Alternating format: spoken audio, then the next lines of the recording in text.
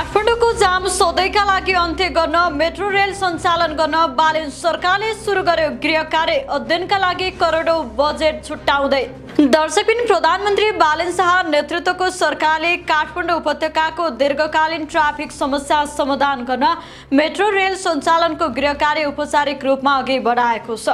राजधानीको बढ्दो सवारी चाप, अव्यवस्थित सार्वजनिक यातायात र दैनिक जामको समस्या समाधान गर्ने लक्ष्यसहित सरकारले मेट्रो रेल परियोजनालाई प्राथमिकतामा राख्दै विस्तृत अध्ययन प्रक्रिया सुरु गरेको हो।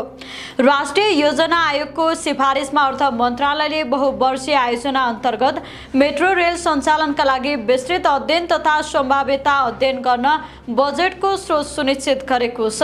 अर्थ मन्त्रालयले रेल, मेट्रो रेल तथा मोनोरेल विकास आयोजना शीर्षकमा 32 करोड 37 लाख 92 हजार रुपियाँ बराबरको स्रोत सुनिश्चितताको सहमति प्रदान गरेको जनाएको छ।